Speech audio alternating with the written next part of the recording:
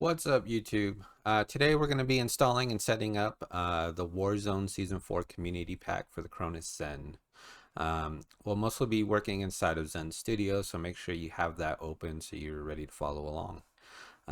First of all, this is really an amazing game pack developed by some talented developers. It's called a community pack because the work's done by the community developers, not the manufacturer of the Zen like the Pro Packs are. But there's some awesome people who stepped up to make this mod that we can all really enjoy.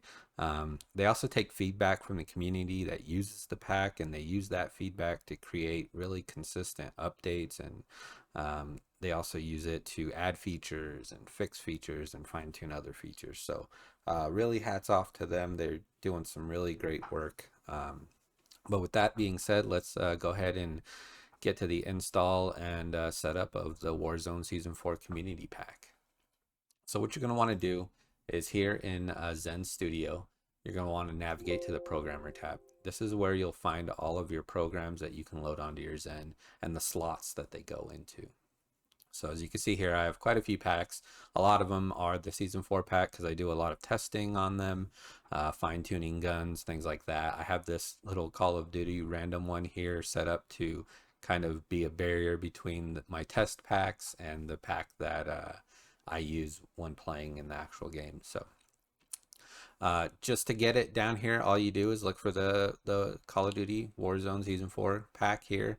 You're going to grab it, drag it down to any open slot. I'm going to use slot 5 here, let it go, and then you will see something like this pop up on your screen. Now this is called the Game Pack Configuration Interface, or GCI. It's basically the setup for the game pack inside of the Zen. You can do a lot of these, if not all of the setup features on the Zen device itself. It's just a little easier to navigate and things in here. So you'll want to do your initial setups in the Zen Studio. So let's go ahead and go over these options fairly quickly, but we'll go into a lot more of them in depth in future videos, but I wanted to get you guys up and going for this game pack. So the in-game stick layout, or in-game button layout, is the first one here. You want to match this, as it says, to your in-game button layout. They have all of the options here that are on the in-game in the in-game options, so just make sure that it matches, because you don't want to be trying to reload or use some slide cancel mod that is mapped to a specific button that you're not using that button for that option. So it's really important that this matches. Same with your in-game stick layout. Same thing. They have all of the options. Just match it to what you have in game. So your in-game right stick dead zone. This should match the dead zone of your controller. You'll always want to set your dead zone in game before you try to set it up in here. So set it up in your game, make sure your dead zone's good. This one's a little bit tricky, as you can see with this slider here. It gives you a whole number. In game it's like a 0.07 or something like that. If your in-game dead zone is a 0.07, you would just set this as a 7. So you would come down to 7. That's a 0.07 in-game. Your in-game sensitivity, same thing. You got to match this to what it is in-game. You have to set your vertical and your horizontal sensitivity to the same. So example, you have to run a 4-4 or a 5-5. You can't have a 4 vertical and a 3 horizontal. And because you have to set them to the same, it's just one solid number here on your dead zone, or in your sensitivity. So say you wanted to run a 4-4, you would set this to a 4. Next is your in-game response curve. You again match this response curve to what you play with in game. Good news is that all 3 of them are supported, even though the standard response curve, that's the recommended by the devs to use standard, but they all 3 are supported. Block game rumble. So this one is pretty important. This makes the mods work. if it's not currently set in your game, it won't work. So you have to have rumble enabled in your game, or vibration rather. Um, this option in your in the GCI though, this gives you the ability to turn off the feeling of the rumble. So you still have it enabled in your game, but if you don't want it on your controller, you can enable this option and it will turn the vibration off on your controller. If you keep it at disabled, then you will feel the vibration. So very important though that your in-game vibration is turned on. Anti-recoil. So we'll be going over these a lot more in depth in a future video, but here are the options. So you have disabled for no anti-recoil, right? We have enabled. This will turn on the basic anti-recoil mod. Inverted Y will turn on the basic anti-recoil mod, but for inverted. So people that use an inverted controller scheme, this is what you'll want to use for your anti-recoil. Hybrid is a special anti-recoil mod for this pack, and it basically mixes your anti-recoil and your aim assist to work at the same time. We'll get more into that later, but that's the basics of what it does. Hybrid inverted Y, this is the same as the other inverted. It just use this if you use an inverted controller scheme and you want to use anti-recoil. So we'll just set that to enabled for now. Let's see, weapon profiles. So our weapon profiles, this game pack allows you to set up and customize 5 weapon profiles. These would generally be your loadouts. You set them all individually with their own custom anti-recoil values if you need. And then each gun can be tuned, as you can see. You can choose and customize a primary and secondary for each weapon profile. So you pick the weapon profile you want to use. You set it all up here. Once you get into the game, you either hold your share or view button if you're on PlayStation or Xbox, and then press the L1 or LB button, and that will cycle through your 5 weapon profiles on your OLED of your Zen device, and you just pick which profile you want. So say for profile 1, as you can see, they have every gun here and it's up to date. So say for profile 1, I want to use the FARA 83 and my secondary MP5 from Black Ops. So that would be set as profile 1. Okay, and then here's profile 2, and you can just keep cycling through these. You can have up to 5, like I said, and you would just match these to your in-game loadouts. A lot of people will set one as kind of default guns for your ground loot when you first drop in, and then you go back and pick your weapon profile when you get your loadout. So if we keep going down here, after we get through all of the weapon profiles, there's number 5, we get to the primary weapon extended mag option. So it says to you're supposed to set the magazine size for your primary weapon, right? 40 round mag, 45, 50, 60. I tend to I haven't done much testing with this, and I usually just leave it on normal because I don't always have the same primary weapon mag size for all my primary weapons, and this option's not profile specific. It seems to be pack specific, so it'll apply whatever option this applies to all of your primary weapons. So I usually just leave it on normal. I haven't had any issues with it. So yeah, I usually just leave this on normal, and same with the secondary, same thing, same concept. I just leave it on normal. So next we have the active profile. This allows you to set up an active profile. So this is the profile your game pack will load by default once you switch to your game pack. Generally, you create, like I was saying, a ground loot profile, and you make that your primary, so you don't have to switch profiles when you drop in. So if it's profile 1, 2, 3, 4, 5, you just pick which one you want, and that'll go to that profile once you load the mod for the first time. Now we have the weapon profile switch method. So basically it's just manual automatic. So the cool thing about this is this switches between your primary and your secondary anti-recoil setups for your profile. And again, this is based on the profile you have selected. So as we did earlier, I have my FARA and MP5. This thing will, when I weapon swap, it'll automatically swap to my secondary or primary, whichever it is, weapon profile for that gun. So my anti-recoil profile. So you don't have to worry about changing things around or doing it manually. This just gets you going for it. Usually you just want to keep it on automatic. Manual, it gets tricky, especially when you're trying to weapon swap in quick close range fights and you don't want to have to switch weapon profiles during that, so you just leave it on automatic. Sometimes things do get messed up here and when you switch your gun, but the game pack doesn't register it. To remedy this, they have a resync option, which you do by holding the share or view button and then pressing Y or triangle, and that will switch your weapon profile back to your primary gun. So have your primary gun out, hold your view or share and hit triangle or Y, and it'll put it back on your primary weapon.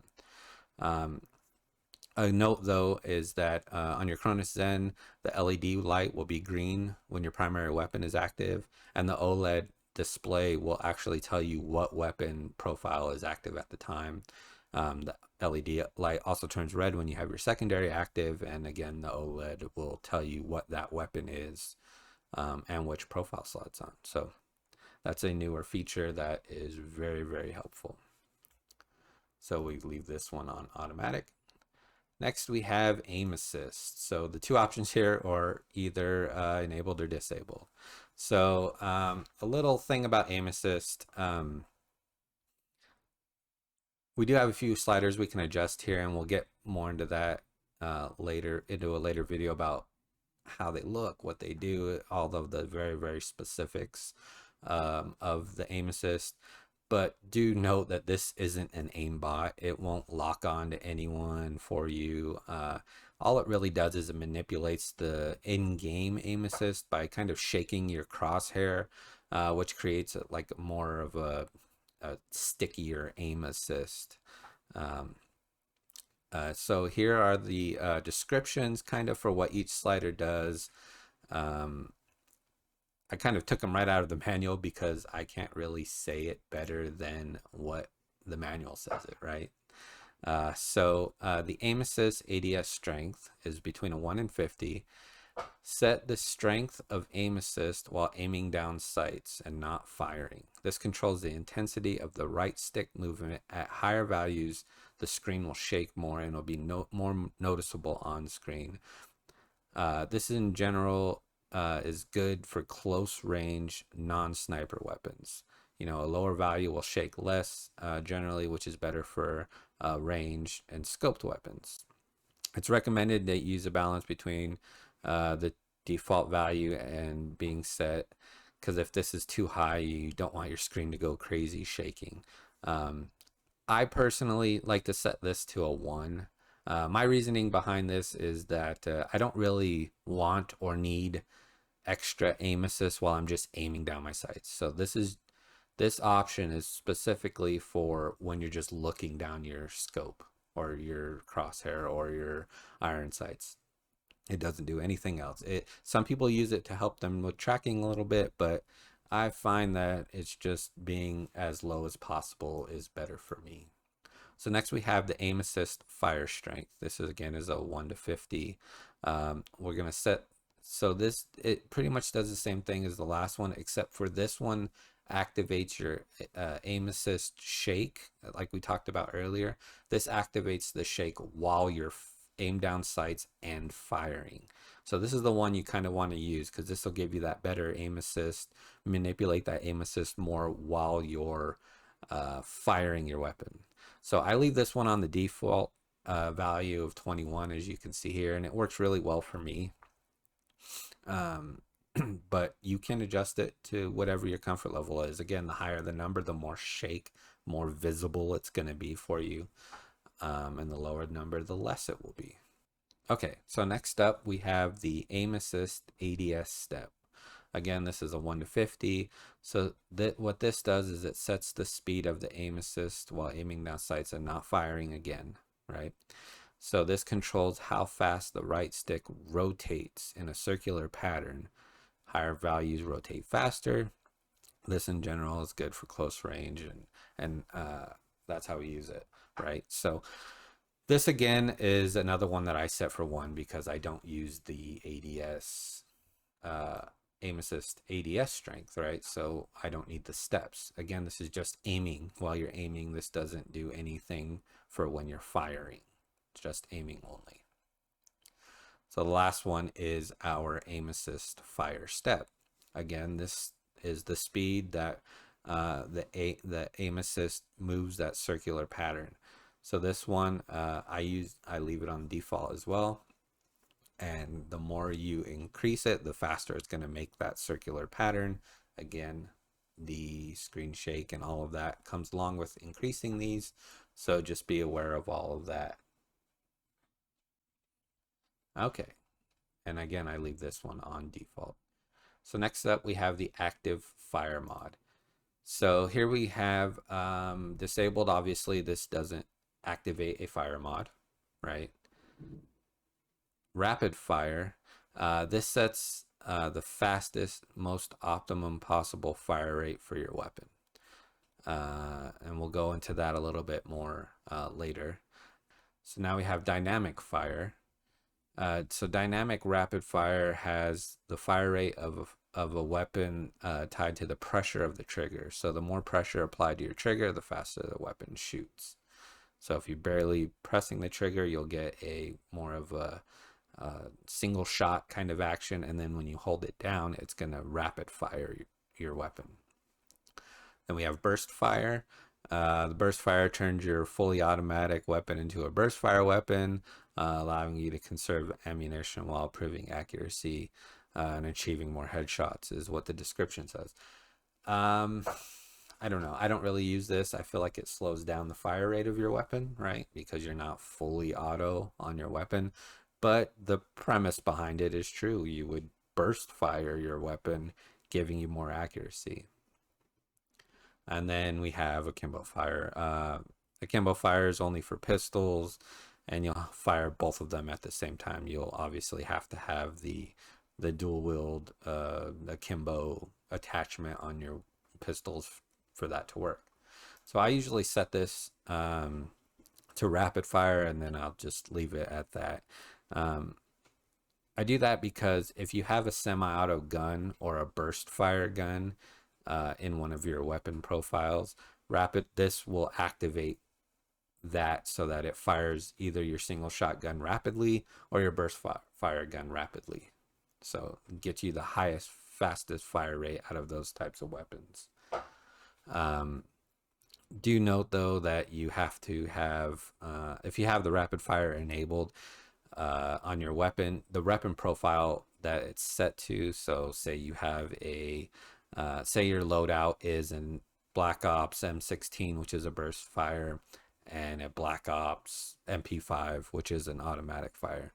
This rapid fire profile or active fire mod is global for every profile on your setup. However, it only takes advantage and it only turns on if the gun that you're using can take advantage of it. So if I'm using that burst fire M16, it'll turn that mod on because I have the my weapon profile set up, so it knows I'm using that M16. But when I switch to my MP5, it'll turn the mod off because it knows that the MP5 won't benefit from the rapid fire mod. So we have our fire mod activator. So yeah, so this is on fire, kind of fires while pressing the trigger. Your ADS is ignored, meaning it's just the mod's always on when you need it. You don't have to ADS to turn it on, and if you do ADS, it doesn't turn it off, and that's what the other options do. So ADS plus fire, fire while pressing ADS plus fire at the same time. So this one only activates that rapid fire mod if you're ADS firing. And then the fire only would only activate that rapid fire mod if you're hip firing, so no ADS. So we just normally leave this on fire. Next, we have our active shot mods. So let's see, active shot mod. So for this, we'll go into more detail of what these do and what they look like in an upcoming video. So I'll just go over them fairly quickly. Disabled obviously doesn't use an active shot mod. Jump shot, pretty self-explanatory. While you're shooting, the mod will just start your character jumping. That's what a jump shot is. Crouch shot, same thing. When you shoot, with this mod is active, when you shoot, the mod will make your character crouch. Drop shot. What a drop shot is this will make your character go prone when you start firing. This is what is referred to as a drop shot. So you start firing, your character immediately lays down until you pick him back up. And then finally, the strafe shot. So the strafe shot is when this mod's active, your character will move in a direction when you shoot. So the direction and the speed are both customizable down here under strafe shot. So you have left strafe only, so you're only going to strafe to the left. Right strafe only, you'll only strafe to the right. And then strafe both directions, and then that's this speed. So this speed changes in milliseconds, obviously, how fast you're going to change the two directions, the left and right. That's what that does. And then again, the same options for the shot mod indicator. Or activator, sorry, same thing. So you probably want that on fire. Or maybe even that's only something you would want to do if you're in close quarters and you're hip firing. It's up to you how you would want to play that. So then we have some global kind of mods here. So next we have the quick scope. So quick scope, obviously disabled is disabled. On fire is when you press the fire button for this weapon, it'll do the zoom in and fire animation for you. So you just hit fire and it's gonna quick scope a shot. On ADS, it's the same thing, but just with your ADS button, right? So you hit your ADS button and it zooms in and fires.